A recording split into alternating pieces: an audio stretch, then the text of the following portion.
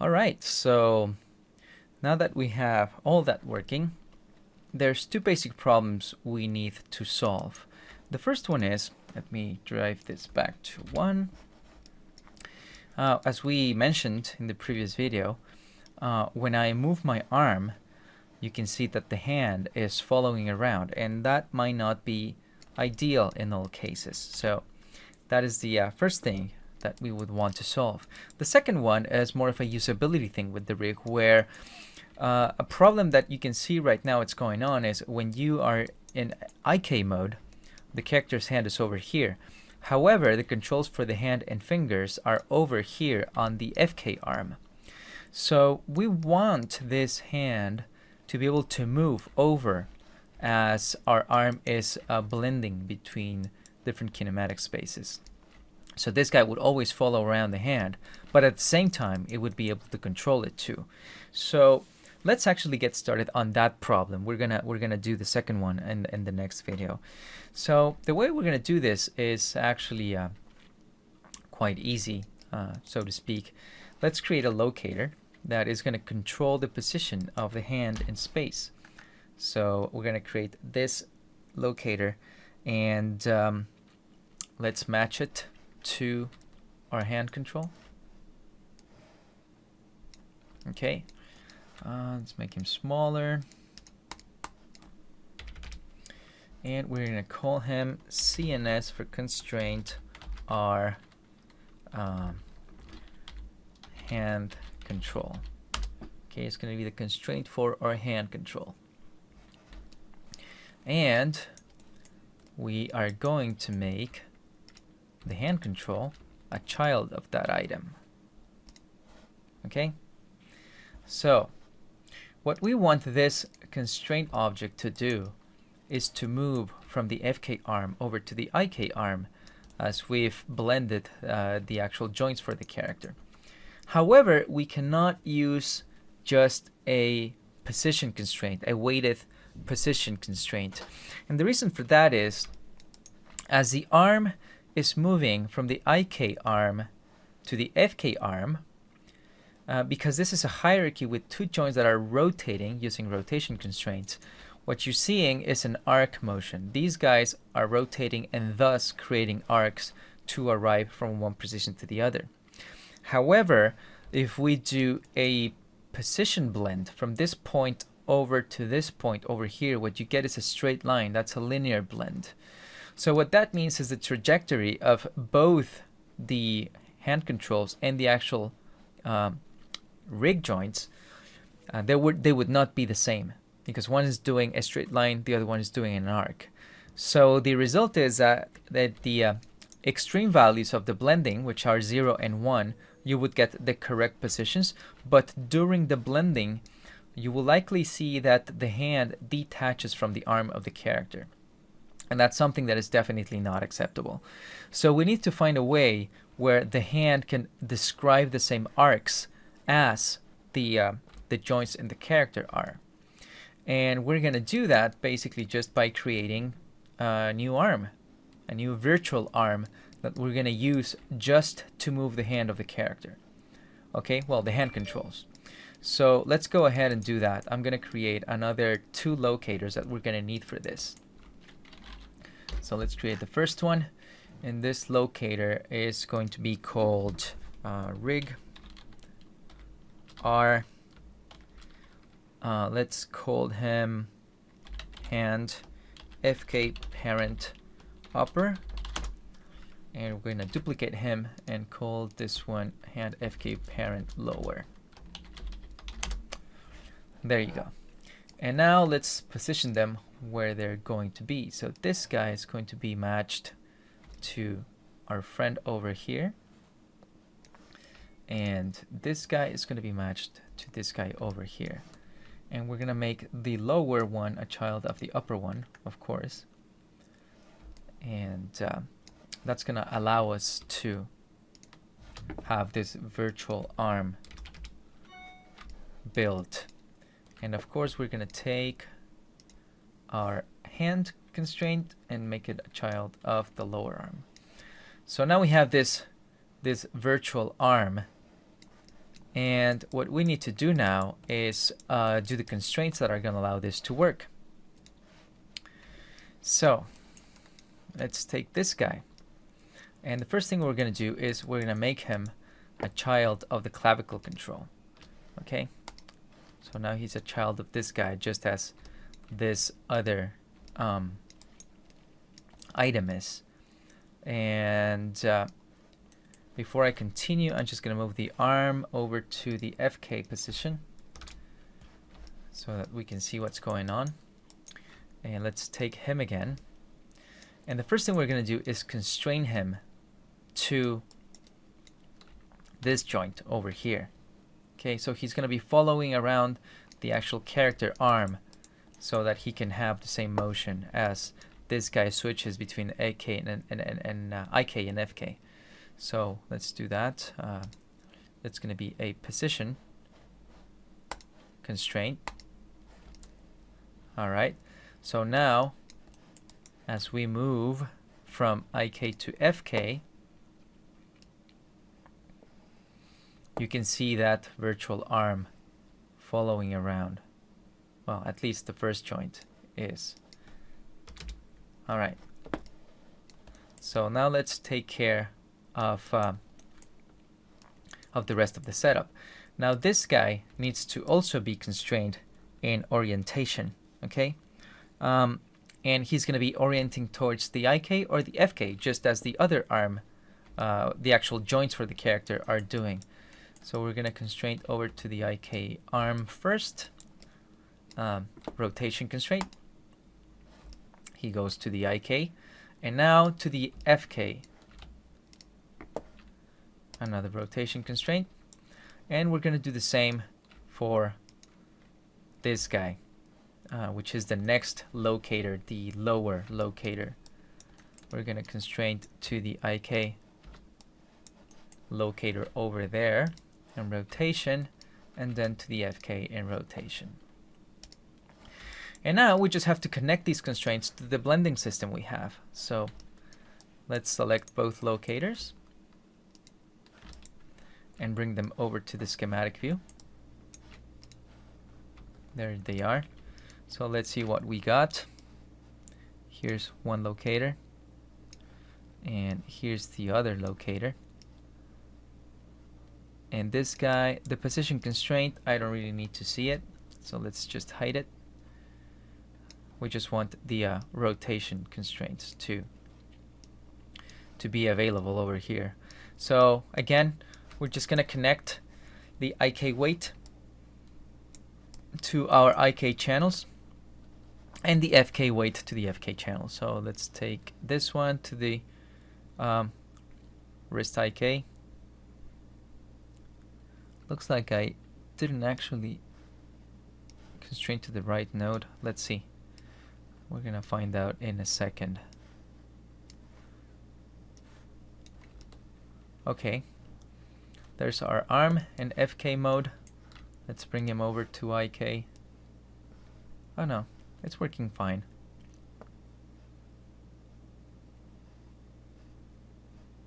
There he is. So now this new arm is following around the character's arm joints, and thus describing the exact same trajectory. And as you can see, now the hand controls are following around too. They're following the hand. But because the controls are on a totally separate hierarchy, we can later on constrain each joint on the fingers to the controls without running into a dependency loop. So that's why these setups need to be sometimes done in separate hierarchies, so you do not run into dependency loops. So that's pretty much it. We've got our new arm working. Now you might say, wait a second, you said in the previous video that one of the things we wanted to do was to not break the hierarchy on the FK arm and the hand, and I just did. I just broke it, because now this guy, the hand controls, is in a separate hierarchy. Yes, but the whole point of keeping that hierarchy intact was only for selection purposes. I want the animator to be able to pick walk through the FK hierarchy. So he can do like stuff like start from the clavicle, and then pick walk down to the other joints, and then pick his way back up using the keyboard, the arrow keys in this case. But now, since we just broke the hierarchy over here, he can't pick walk down over to the hand control, right? So how do we fix that? Well, fortunately, Modo has a very intelligent system to deal with these things. What I'm going to do is select the FK lower arm, as I have it right here.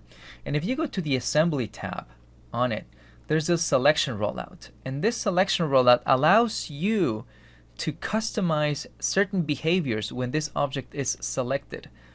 And fortunately for us, there's a pick walk up and down switch over here. So what this does is it enables you to tell Modo what to do if the user pick walks down from this object. So what we want to do is when you pick walk down from him, I want Modo to select the hand control. So how do you do that? Well, you just select the pick walk down drop down list, and from here you just select the object that you want to have selected when you pick walk down. So let's find Control R hand. It's Control R hand. It's down there. You don't see it. It was out of view when I opened the selection list, but it was there. So as you can see, now I have selected CTL R hand, and see what happens. I'm gonna go start from the clavicle again, and I'm gonna pick walk down using the arrow keys, go to the upper arm, go to the lower arm, and whoa, it goes straight down to the hand control. And with the hand control selected, you can see that the same joint I came from is now selected as its pick walk up target. So that means I can select the hand and pick walk up, and it'll go to the forearm. So that is very cool. No need to really rely on actual hierarchies to be able to do this. You can just pick your way up or down a hierarchy using these custom controls. That's really nice, honestly. So that's how we solve that problem. Now, even though that the hierarchy it is broken, it will not feel broken for the animator. He can still do his thing. So that's it. We have our hand control problem solved. So what's left to solve now is the actual hand constraint problem. So it won't follow, and we will also start to make the hand follow the hand controls in the next video. So let's move on to those. Okay, so let's take care of the last issue that we have with the hand, and it's about having it follow or not the movements of the arm. So again, right now it just follows. So we need to find a way where the hand can actually stay locked in space without being disturbed by the rest of the movement of the character. So what we're going to do is use the object that we created earlier, which is this CNSR hand control. And we're going to use constraints on this guy that will allow him to be constrained to the orientation of the forearm or not. The problem we have is when you add a constraint in Modo, this constraint gets applied to the world transform channels on the object. So for example, here on this particular joint, you can see that this rotation constraint goes directly into the world rotation matrix of the object. This basically means that this constraint takes over the rotation of the object, and the rotation channels of that object, they just become basically useless. There's no way you can come in and rotate it because it's under the control of the constraint. So as you can see, the channels can change values, but the constraint will still override these values and determine the world rotation of the object. That makes it easier to use rotations and constraints and stuff like that on objects, but it puts us in the difficult position of not being able to, for example, take the constraint object here on the wrist, constrain it to this joint, and then just blend the constraint from 0 to 100 to either not blend this guy's rotation in or blend it in. So we cannot do that. So what we have to do is, again, we need to use two reference objects that we can use to blend in between them. One that will follow the rotation of the forearm and one that won't. So let's see how we get that done. First thing is I will create the locators that we're going to use for reference. So let's go ahead and do that. Let's create a couple of locators. This guy is going to be called, let's call him, let's see, CTL, because he's going to be a control that the animator needs to move our hand world space. So what this one will do is determine the world space orientation for the hand, the one that won't move. This guy will allow us to lock the hand in space. And the next one will be, this one is going to be rig R, and let's call him hand arm space.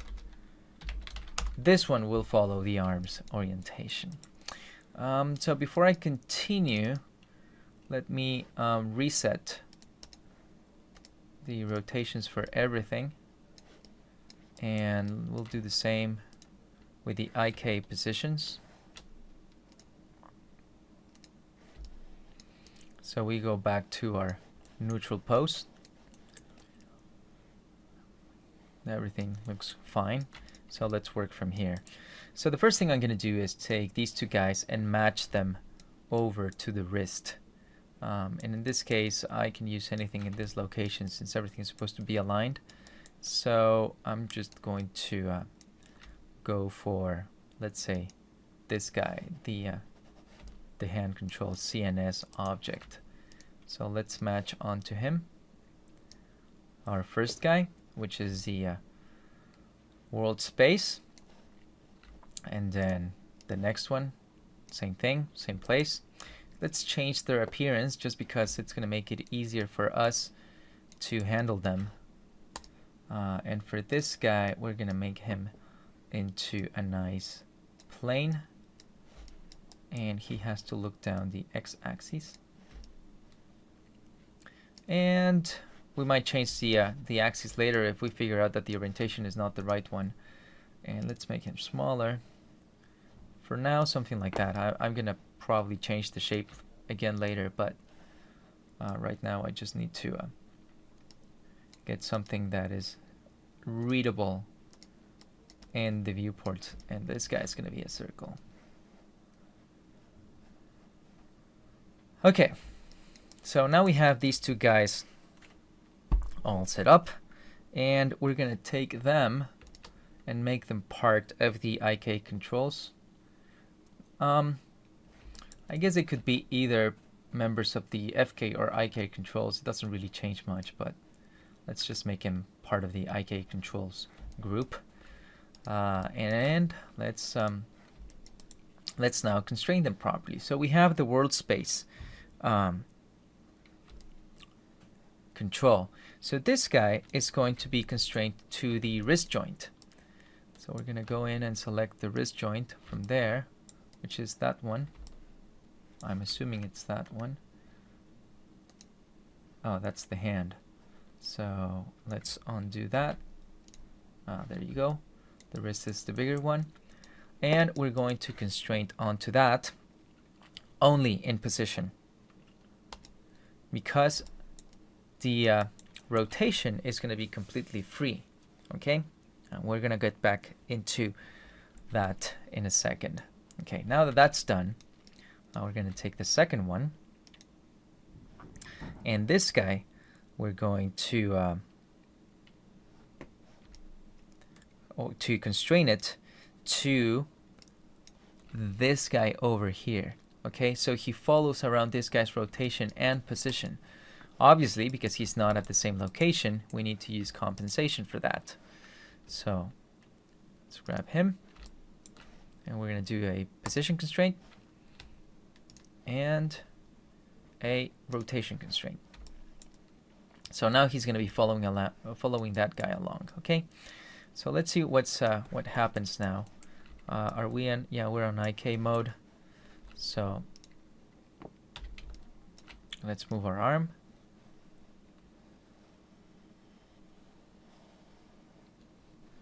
Okay. So it kind of looks like it's working. And actually this guy, he seems to be having a funny offset as he moves along. We're going to see later, once this is put together, if we can constrain it to something that will keep him in place more securely. Probably this guy's child, which is right there. Actually, let's give it a shot right now. We're going to take him and remove the position constraint. And then I'm going to take this guy instead and do the position constraint there. Yeah, that's going to keep him moving around with the arm more properly. So, all right. So far, so good. Now we need to get the hand to blend in between these two guys. Okay. So we're gonna take this guy, which is the hand control, and find its parent, which is the constraint R hand control object. So it's him. So we're gonna run into a problem here, and that's why this guy was constrained to the other one. And it's a dependency loop. I cannot constrain this to the circle since the circle is already constrained to him. So let's delete that constraint. And we're gonna constrain him back to this parent object. So even if he's not following properly, the system should work. So he is going to be constrained to this guy in rotation, and to this guy also in rotation. Okay, and let's bring that over to the schematic, because we're going to do the same thing we've been doing. We're going to do a blending system for this, and it's going to be another one of these 1 - 1 setups. So let's add a math add node and a math subtract node, and we're going to call this utility R hand arm space, which means that when this is 1, it's going to follow the arm. When it's 0, it's not going to follow it. Okay, and this guy, we know what he does, 1 minus this guy. Okay, and let's wire this up. So the arm space goes to the weight on the arm space rig object, and this guy goes to the world space. Good. So right now this guy's value is 0, which means that the hand should not follow the movement of the arm. Let's see what happens when I move it. You can see that, yeah, it's happening. Our hand control is just staying with that orientation that we had. But let's say that that's not the right orientation you want. How do you fix that? Well, that's why we created this guy over here. And this guy is going to allow us to rotate the hand into the actual orientation that we need when it needs to be locked in space. Okay. However, if I come in and I set this value to 1, the hand rotates back to follow the arm. Okay. So everything is working good. I'm just going to try and see if there's something else that we can constrain this guy to that would follow the arm in a better way. So I know I cannot constrain it to any of these guys. I might be able to constrain it to the to this joint over here. I'm going to give that a shot, because we need to constrain to something that is not part of the same hierarchy that he is following and that is not connected to anything else.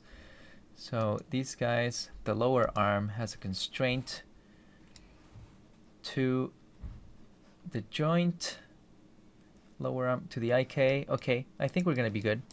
Let's try that. So him, he's constrained right now to this guy. Let's remove that position constraint. Let's position constrain it to this node. There you go. No dependency loops. Modo would have complained immediately. So let's see what we got. There you go. Okay. Now to make these locators easier to work with, I'm going to actually give them a slightly different shape and color. So this guy, the animator shouldn't have to really interact with him. We don't want to rotate the hand from there. We want to rotate the hand from the hand control that we have over here. This guy is just a reference for the orientation on the forearm. And the idea is that if at some point you want to blend both positions together, both spaces, let's say that you are over here, okay? And you have set your blending to not follow. As you can see, the hand control is not following. The actual joints are, but we're going to take care of that in a second. So the hand is not following. But you want it to match the following node so that the hand could have the orientation, and then later you blend it off. So let's say that your character is about to lean on a wall or a door or something. He needs to keep his hand posed like this, but then not move. Well, all you do is you take the object that is not following around, which is this one over here, and you match its rotation to this guy. Okay? So it would take that rotation, and then you can blend it off, and the arm, you can move the rest of the character, and the hand would stay put in this orientation. So that's how the system is designed to work. So what I'm going to do, so I'll do all that. So I'm going to change the shapes on this to make it easier to manage. This guy, I do want to the animator to have access to. It's more important as a control. So I'm going to make the shape. Let's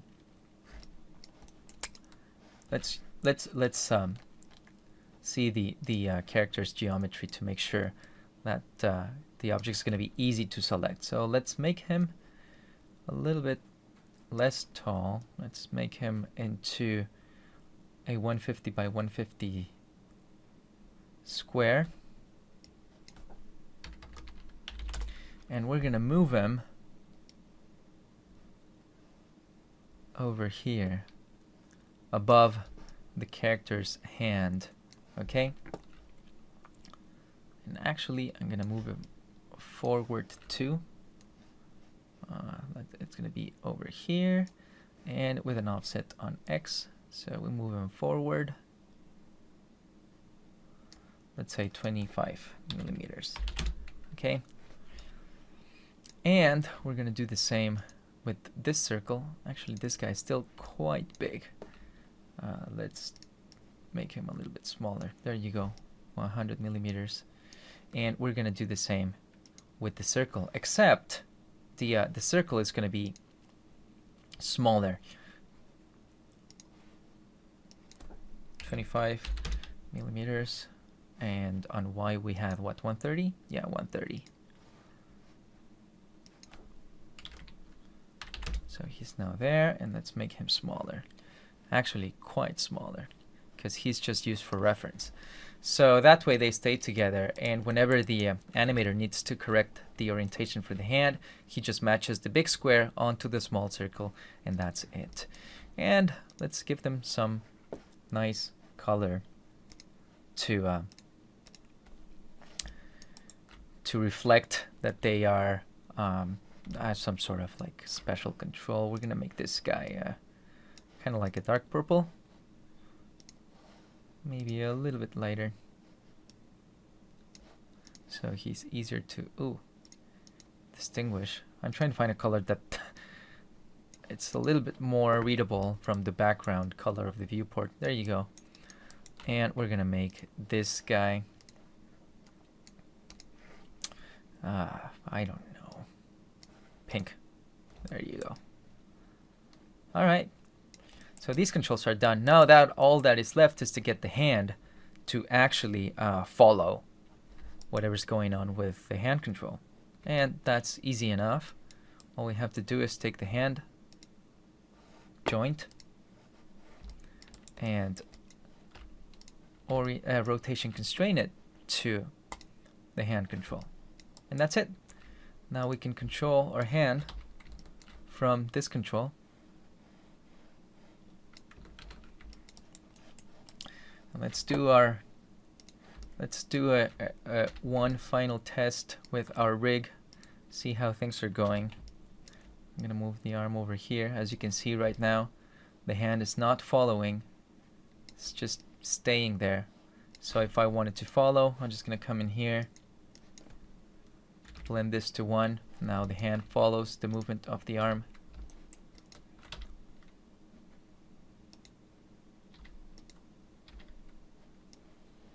Yeah, great thing about this is I can blend this back to 0.